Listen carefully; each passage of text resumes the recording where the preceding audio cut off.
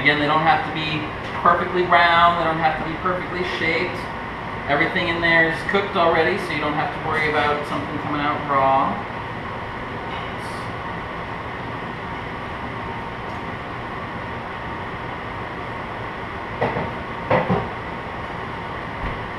Cool. So I'm just going to go ahead and bring this whole board over. I have this cast iron pan here.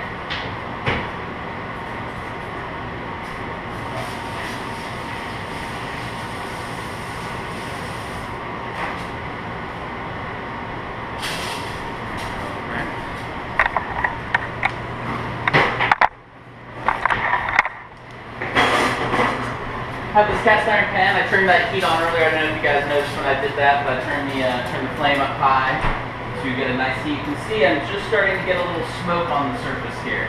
That's what I'm looking for. I can tell that it's just hot enough. I'm going to put a little my oil blend on there.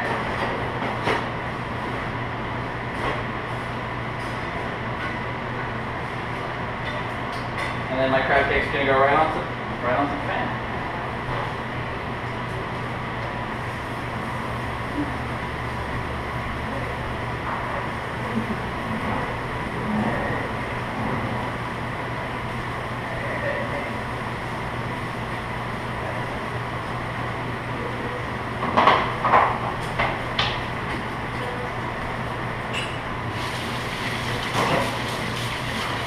A lot of hand washing involved in that.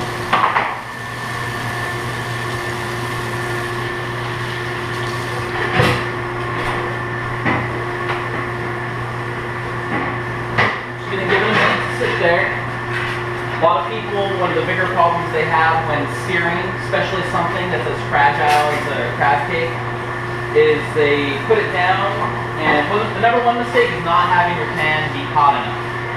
If the pan is cool, as soon as you put something on there, whether it be a crab cake or a piece of steak or a piece of chicken, it's immediately going to stick. And then you're going to be worried because it's sticking, and then you're going to spend some time trying to scrape it up, and then it's going to get all messed up. So number one thing is to always make sure your pan is hot enough.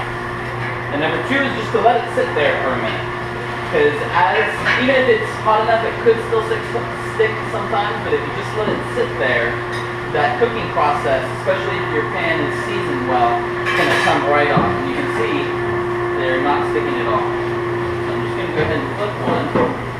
You can see that beautiful color.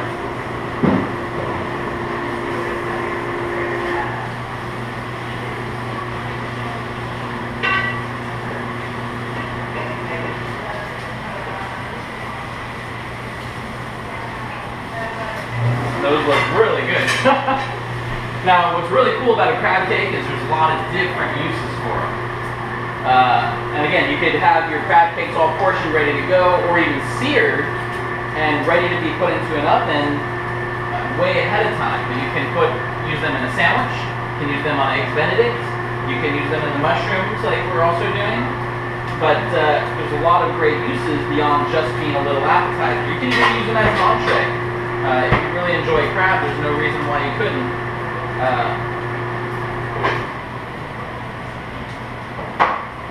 Now, because I bound these crab cakes with an egg, I want them to be cooked all the way through. So I'm going to finish them in the oven. So I'm going to just waiting for them to have the right level of sear on the other side.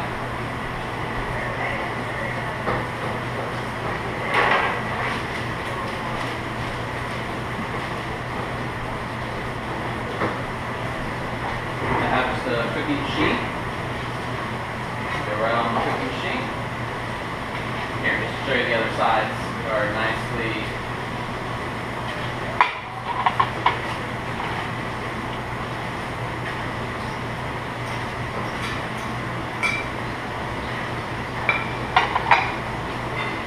And then this is going to go into the oven.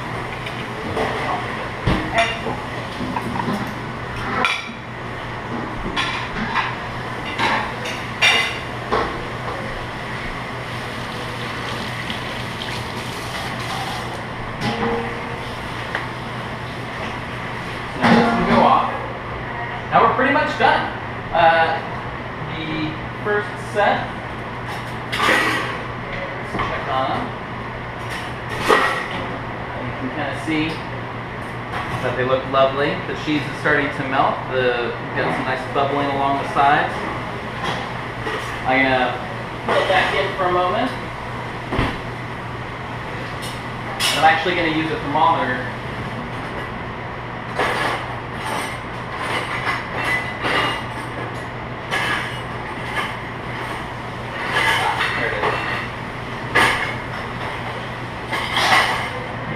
Make sure that they reach the right temperature. When you're cooking, you want things to reach a minimum temperature. When you're cooking poultry, for example, you want it to reach 165 for 15 seconds. This is a cooked product. I really only need this to reach about 140 degrees. And then when I hold something, so if I'm like saving it for later, I want to hold it at 140 degrees. We really want to avoid the temperature danger zone, especially with something like this that sometimes it would sit out if it's an appetizer or something like that. If it's not going to be eaten immediately, it has to be held above 140 degrees. That way it stays safe. The temperature danger zone is where bacteria proliferate.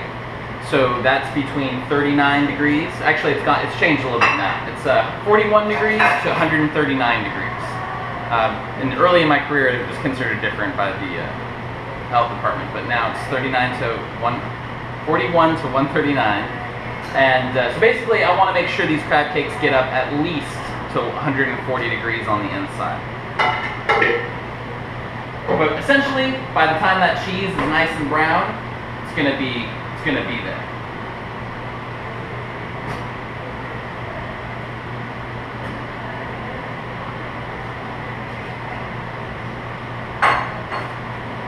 See where it's at.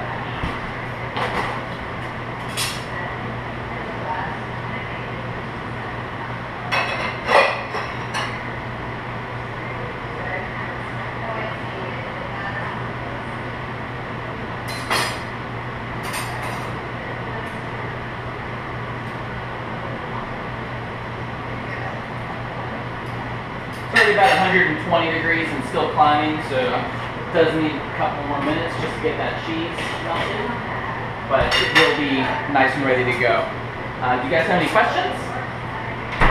No? What was the skillet set to? Medium, high? The skillet was, when I was working with it, it was all the way on high.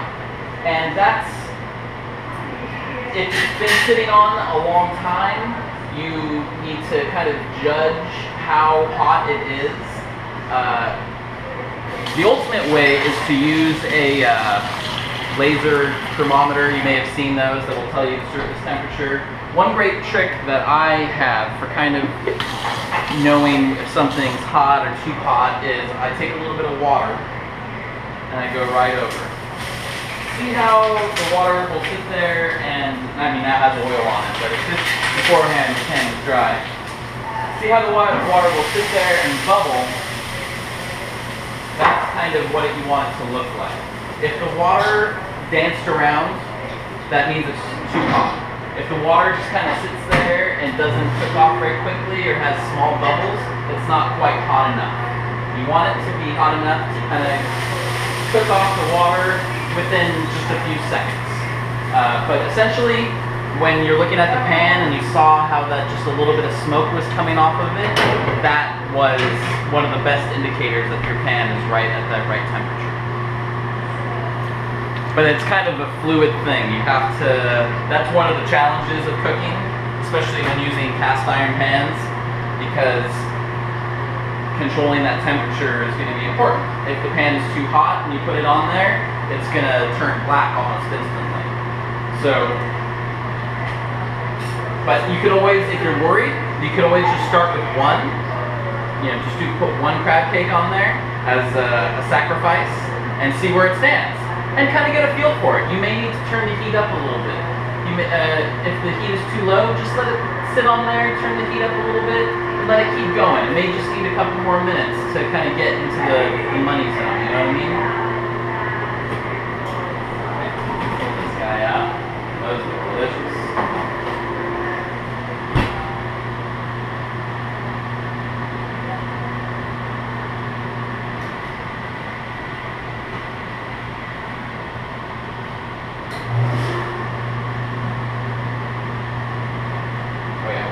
45, and climbing. So we've already hit the point of safety. So now we can enjoy. Let me go ahead and put them on a little plate.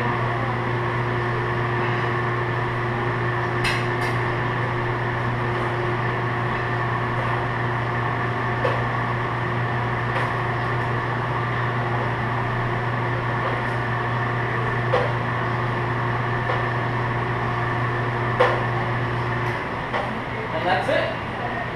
So bon appetit. Thank you, Mike. That was great. Thank you. And the crab cakes, obviously, well, they're just behind too. They just need another minute or two, but they're probably good. That's all. Thank you for your time. All right, so we're gonna. Enjoy.